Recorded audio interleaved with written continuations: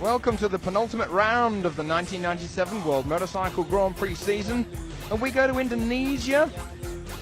That is the penultimate round of the year. We're situated just on the outskirts of the capital city of Jakarta, and of course this area of the world around the Asia-Pacific rim, huge economic growth has been seen over the past few years, and now this is our second visit to this particular country.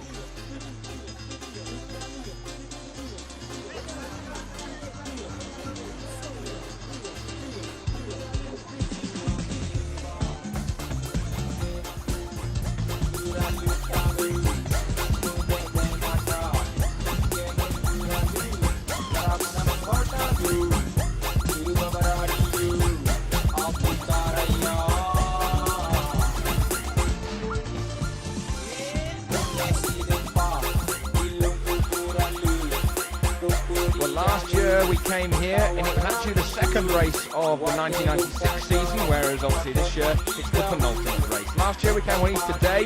Having said that, temperature is just about the same. Lap track of the Central Circuit. This is Michael Doohan on his way to pole position for the 500cc race. In the first corner, coming through here down to second gear, accelerating hard, then on to the second straight, building up speed to fifth gear, 145 miles an hour before they come into turn 3. Double apex right-hander, slight kink into the first part of that turn 3, and then it really tightens up after turn 4. Then you're on the back straight. That is essentially the second longest straight apart from the front straight. And although it's got that kink in it, you go through there flat maximum in fifth gear at 150 miles an hour, slightly quicker than the straight before. Then you go all the way down to the box to first gear, 55 miles an hour maximum if you're on a qualifying lap through the right and then the left, and then up the gears again to fourth gear before you go down the box to second gear. So slightly quicker right and then a quicker exit, as you can see, brings him out then onto the straight behind the pits. Some slower riders in his way, but they're going to get out of the way. Then you come into turn 9, the penultimate corner. That's the tighter of those two corners. And then the slightly K-right slingshots you onto the front straight, building up speed. Sixth gear is taken just before you go over the start finish line at 180 miles an hour, 30 laps for the 500.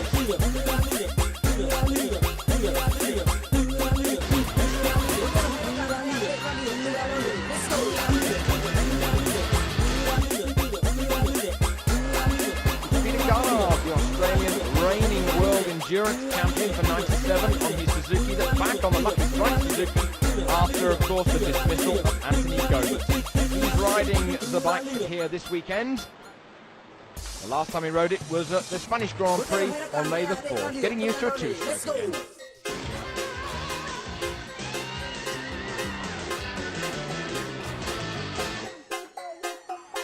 The newly paved Central Circuit was slippery on Friday, but got better and better every day as more rubber was put down. The groove got wider and wider and the grip improved, and by Saturday's final qualifying session, all qualifying records were broken, even under the hot tropical sun. Reigning world endurance champion Peter Godard stepped in to replace Anthony Gomez and qualified the Lucky Strike Suzuki in 18th place. Godard will also ride the Suzuki in Australia for the last race of the season. Spain's Alberto Puig, with star Honda Phones, was again way off the pace. He was 14th on Friday but dropped to 17th on Saturday. There are rumors that Puig will take his P4 for a clear.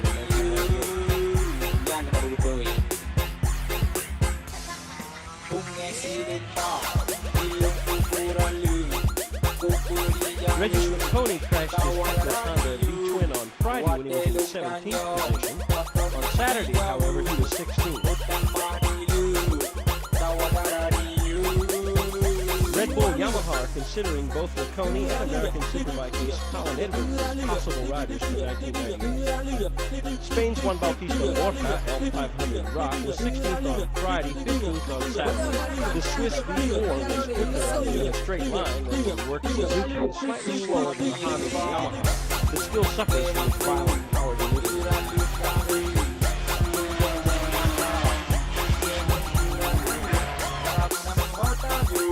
Jean-Michel Bayo came to Indonesia with visions of a front row start and a top 5 placing. Broken power valve and ignition problems on Friday held him back to 10th. Then on Saturday he slipped back to 14th. With more grip available, said Bayo, the V4s were able to use their power advantage and the Motogp KRB3 was being outdone. Kenny Roberts Jr. Marlboro Team Knowledge KRB3 spent Friday's practice session switching back and forth between the lighter and heavier of the bikes as he searched for grip and sought to learn a track that he's never raced on. The heavier bike offered better tire contact patch. On Saturday, the team fitted smaller tires than the twins, and Roberts was 13th. In 1995, Darrell B was second in the 500 World Championship and was putting pressure on Nick Dewar. This year, B and Suzuki have been way off the pace. On Friday, he was 12th and 12th on Saturday.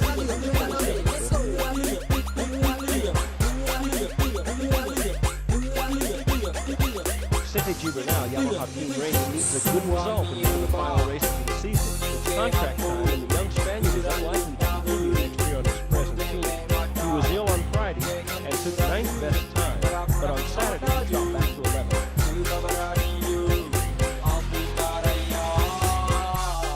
The Works Repsol Honda V-twin of Takuma Oki gave up over 16 kilometers an hour to the best of the V4s, and Takuma Oki crashed on Friday and could do no better than 13th, improving to 10th on Saturday for a third-row start.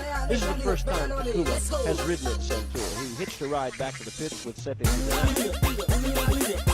Jürgen Fuchs at first found the change from the Works Honda 250 to the L500 Rock to be difficult, but he's come on strong at the end of the season. He said to be in contact with Aprilia for a ride on a V-twin next year. He was 11th on Friday, moved up to 9th on Saturday.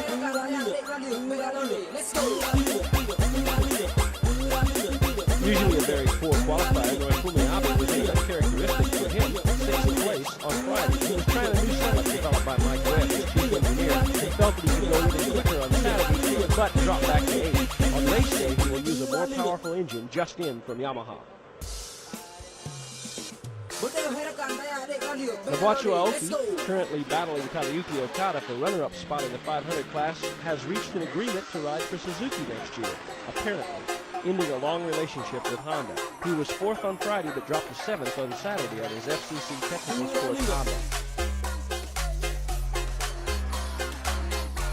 Carlos Checo was able to get into 27s almost immediately on Friday, but then, just when he thought he would get into the 26s, he said he got lost in tire testing. By the time he found the right tire, the session was over.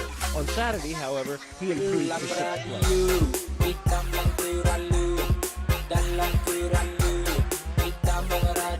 Quickest of the Yamahas again was Luca Cadorra. He's not renewed his contract with Red Bull Yamaha, and his name has been linked with Suzuki, but even with Novelis. He'll be 35 next year, and would need a strong result at the end of the present season to ensure a top ride. He was 5th on both Friday and Saturday. Doriano Romboni once again was the best of the V-twin riders, putting his 480 Aprilia into 8th place on Friday and scoring to be the 4th on Saturday for his 4th second-row start of the season. The Aprilia was 12 kilometers an hour down against the fastest V4s, but slightly quicker than the best of the Honda V-twins. After a podium position in Barcelona, still convalescent, Alex Crivier is feeling confident and aggressive again, in spite of the pain in his injured left hand. He was 3rd on Friday, then 3rd again on Saturday.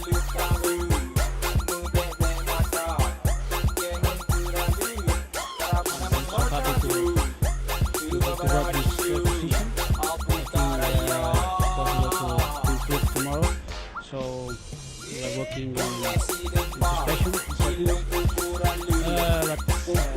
everything is okay, and my time is getting better, and feeling right, and the best. One of of the more interesting rumors circulating in the paddock is Repsol Honda's Tadayuki Okada was Team Ubi's Honda Pony this season. Okada, after riding the 180-degree streamer version of the NSR 500, was back on the familiar Big Bang version in Indonesia. I feel it much more at home. He was second both days of practice. I'm very happy with this morning. Feeling not so good for their grip, but everybody took that time coming better.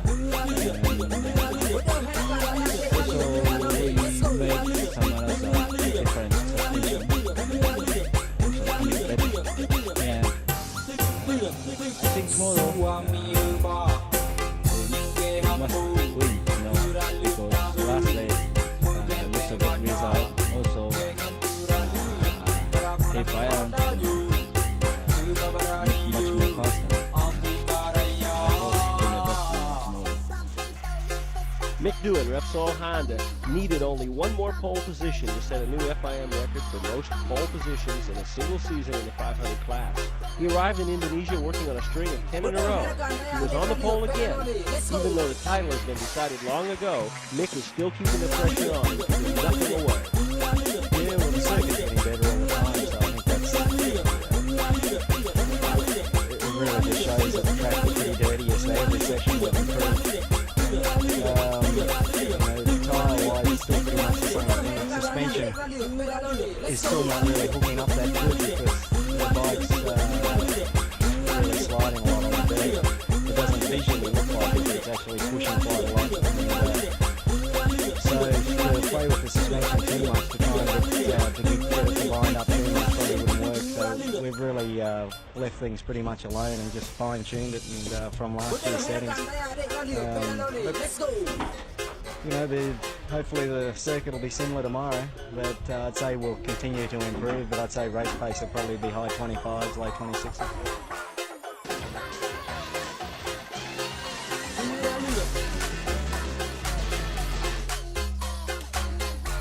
With Ralph Waldman, Tetsuya Harada, and Max Biaggi battling for the title, the atmosphere was tense during 250 qualifying. Stefano Perugini is having a good rookie season in the 250 class, but the word is out that he will be bumped from the next team by current 125 world champion Valentino Rossi next season. He was 8th on his Nostra Azzurra Aprilia. Quickest of the Aprilias on Friday, Italian Lawrence Rossi was 6th on Friday and 7th on Saturday. The factory Aprilias were giving up a couple of kilometers an hour along the straights and were not getting out of the corners as well as the factory runs.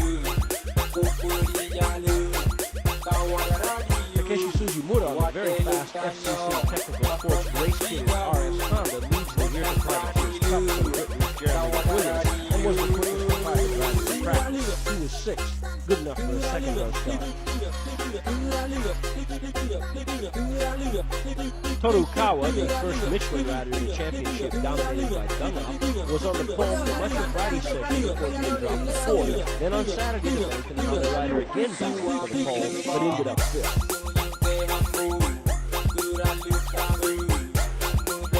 Ralph Wallman, Marlboro Honda, has scored in his last 27 consecutive 250 races. The championship leader had 2 poles in a row coming into Indonesia, but he ended up the final session 4th, nearly 9/10 of a second off the pole position pace. After being down in 9th place in Friday's practice, championship contender Tetsuya Harada managed to slide his works Aprilia into a 3rd spot on the front row. Harada arrives at Indonesia trailing Waldman by a mere 3 points, but the Honda seemed to have a slight advantage after practice. Yesterday setting not so good, but today little bit coming better. Also lap time coming better. Olivier Jacques can't win the title, not this year anyway, but the Frenchman can play the spoilers role for others. He was the overnight pole sitter from Friday to Saturday, and then was second in the final qualifying session.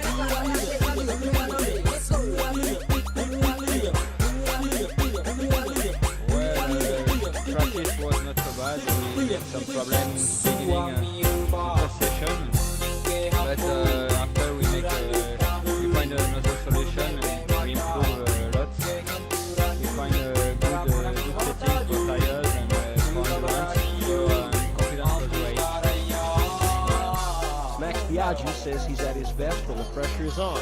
He trails Wallman by 9 points, and the two diced in Friday's qualifying session as if they were racing. The Aji was third on the Marlboro Kanemoto Honda on Friday, and then on Saturday he charged back to take the pole in the dying minutes of the session. Yeah, I mean, it's not too bad. We picked the bike in the way I like, and now the bike looks very, very good. And for tomorrow, I hope to have a chance to win, but we never know what's going on during the race. Anyway, the team makes a very good job. I'm quite satisfied, and let's see what the condition like tomorrow, and we'll see what we have to do.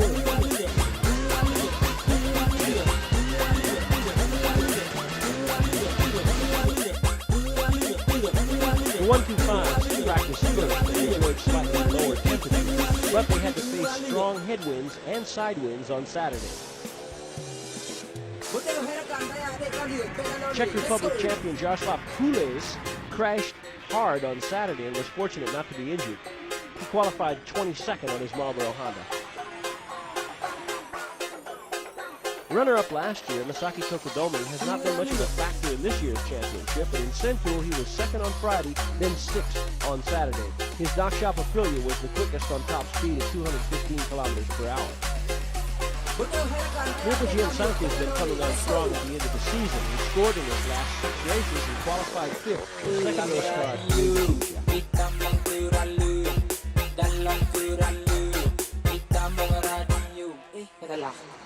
After suffering slight head injuries in a traffic accident back home in Italy, world champion Valentino Rossi was back on form, qualifying 4th on Friday. Then on Saturday he was 4th again, just managing to keep his streak of front row starts, extending it to 11 in a row. Kazuko Sakata still looking for his first win in 97. The former world champion was 3rd on the Works UGC 3000 Aprilia.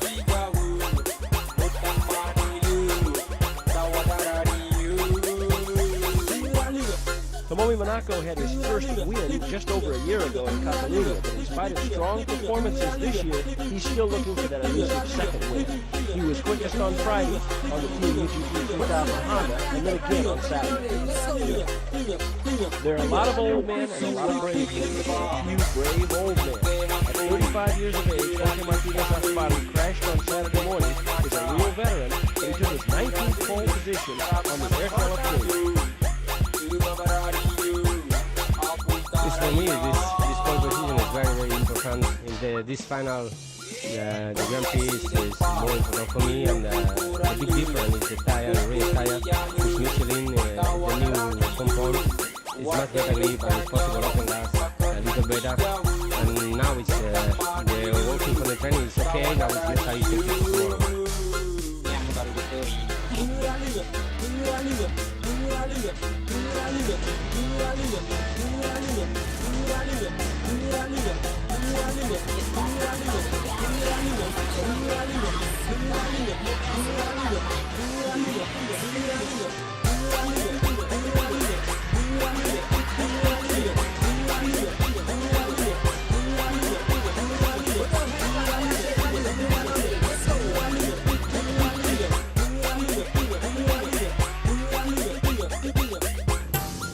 Well, race day dawned, again sunny with a little bit of humidity at the circuit of Sentul for their second Indonesian Grand Prix. And the fans all came prepared to see their heroes.